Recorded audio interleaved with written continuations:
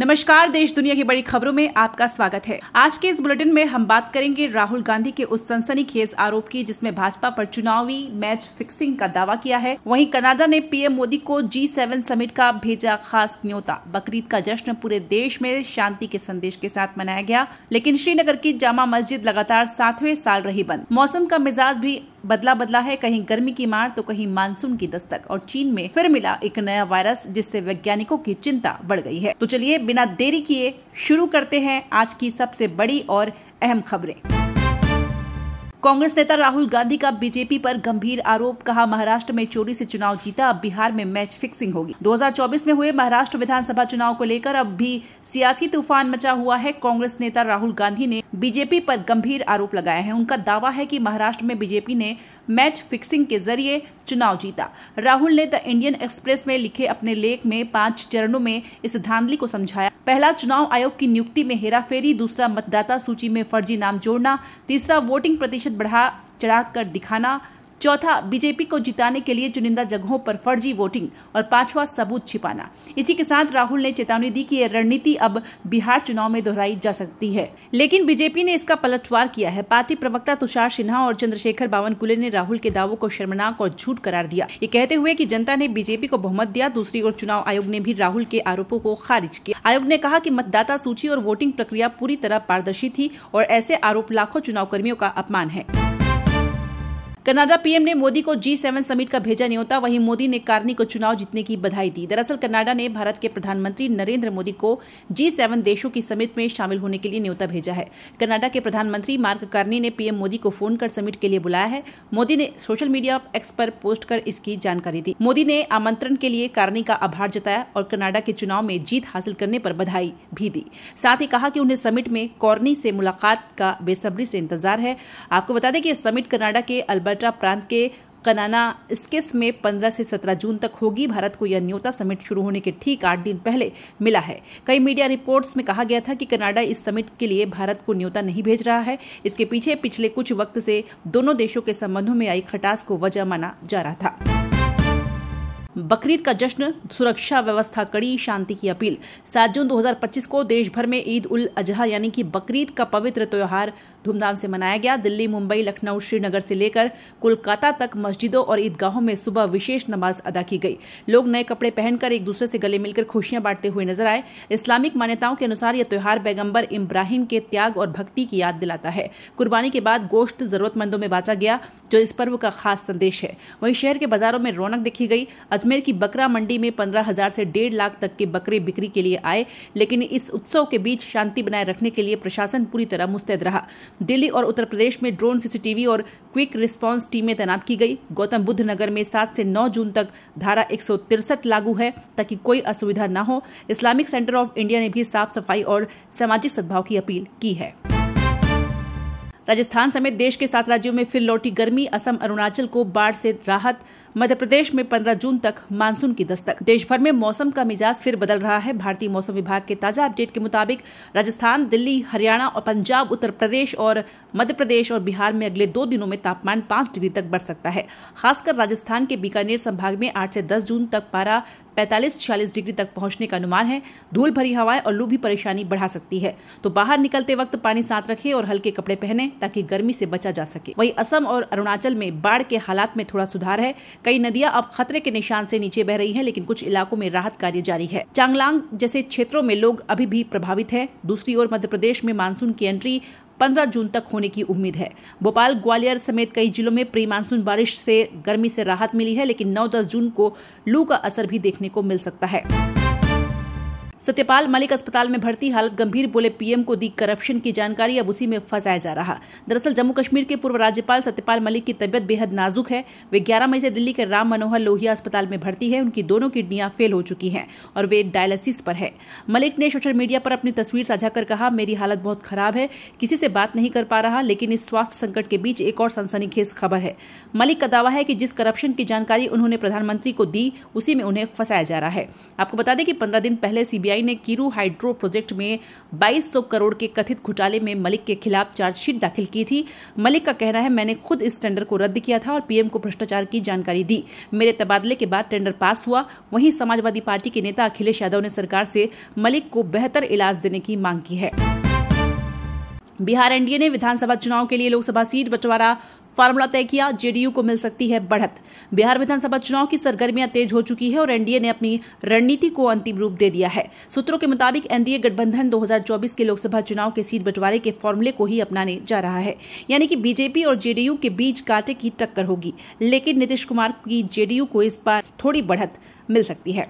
आपको बता दें कि 243 सीटों वाली बिहार विधानसभा में बीजेपी करीब 100 सीटों पर चुनाव लड़ सकती है, जबकि जेडीयू 90 से 95 सीटों पर अपने उम्मीदवार उतारेगी। चिराग पासवान की लोक जनशक्ति पार्टी, जीतन राम मांझी की हिंदुस्तानी आवाम मोर्चा और उपेंद्र कुशवाहा की राष्ट्रीय लोक मोर्चा भी गठबंधन का हिस्सा है। चिराग पासवान 30 सीटों की मांग कर रहे हैं, लेकिन बीजेपी उन्हें 22-25 सीटें ही दे सकती है। वहीं एनडीए का लक्ष्य है 225 सीटों पर जीत हासिल करना और इसके लिए गठबंधन नीतीश कुमार के नेतृत्व में एकजुट होकर मैदान में उतरेगा।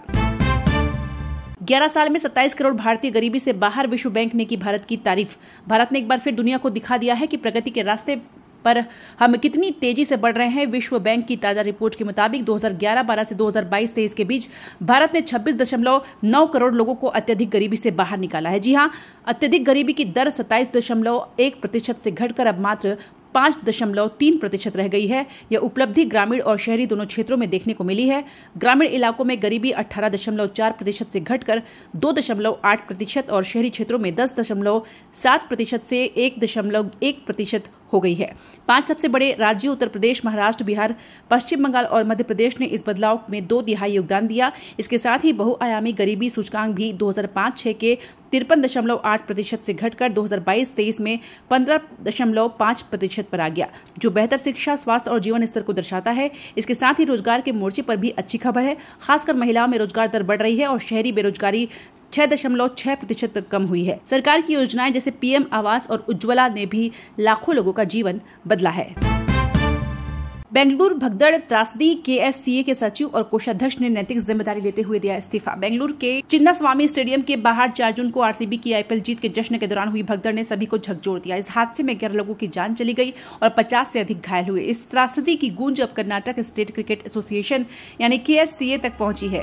केएससीए के सचिव ए शंकर और कोषाध्यक्ष ईएस जयराम ने 7 जून को अपने पदों से इस्तीफा दे दिया। दोनों ने एक संयुक्त बयान में कहा, पिछले 2 दिनों की दुखद घटनाओं के बावजूद हमारी भूमिका सीमित थी, लेकिन नैतिक जिम्मेदारी लेते हुए हमने इस्तीफा सौंपा।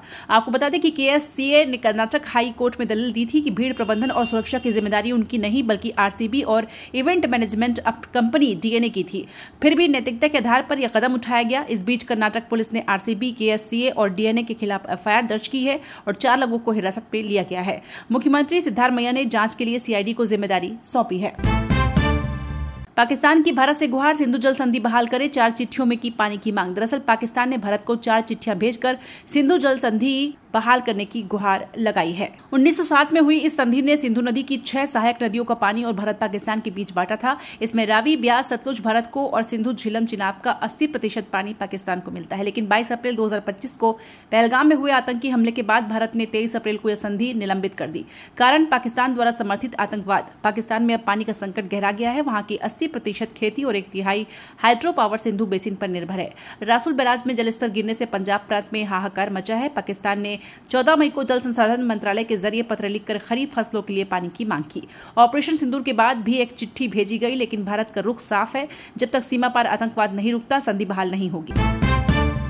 इंग्लैंड पहुंची टीम इंडिया। शुभमन गिल की कप्तानी में 20 जून से शुरू होगी 5 टेस्ट मैचों की रोमांचक सीरीज। टीम इंडिया इंग्लैंड की धरती पर उतर चुकी है। 20 जून से शुरू हो रही 5 टेस्ट मैचों की सीरीज में शुभमन गिल पहली बार टेस्ट कप्तान के रूप में कमान संभालेंगे। आपको बता दें कि सीरीज न सिर्फ भारत के लिए बल्कि 2025-27 वर्ल्ड टेस्ट चैंपियनशिप के नए चक्र की शुरुआत भी है। बीसीसीआई ने शनिवार की सुबह सोशल मीडिया पर टीम में यूके पहुंचने की तस्वीरें साझा की, जिसने फैंस में उत्साह भर दिया। शुभमन गिल के साथ उप कप्तान ऋषभ पंत और जसप्रीत बुमराह, यशस्वी जायसवाल, रविंद्र जडेजा जैसे सितारे इंग्लैंड को चुनौती देने को तैयार है। साई सुदर्शन और अर्शदीप सिंह जैसे नए चेहरों को भी मौका मिला है। गौरतलब है कि भारत का इंग्लैंड में रिकॉर्ड चुनौतीपूर्ण रहा है, जहां 2007 के बाद कोई टेस्ट सीरीज जीत नहीं मिली। गिल ने प्रेस कॉन्फ्रेंस में कहा, इंग्लैंड की बेसबॉल शैली रोमांचक है, लेकिन हमारी रणनीति उन्हें दबाव में लाएगी। श्रीनगर में ईद उल अजहा पर जामा मस्जिद 7वें साल भी बंद। उमर और महबूबा ने उठाए सवाल। 7 जून को ईद उल अजहा का पवित्र पर्व मनाया गया, लेकिन श्रीनगर की ऐतिहासिक जामा मस्जिद में लगातार 7वें साल नमाज नहीं हो सकी। प्रशासन ने मस्जिद के दरवाजों पर ताला लगा दिया, जिसमें स्थानीय लोगों की निराशा है। मीरवाइज उमर फारूक को भी नजरबंद किए जाने की खबर थी। पीडीपी नेता महबूबा मुफ्ती ने इसे गलत बताते हुए कहा कि ईद में एक मौके पर मस्जिद बंद करना और उमर फारूक को नजरबंद करना निंदनीय है। यह कश्मीरियों की भावनाओं का अपमान है।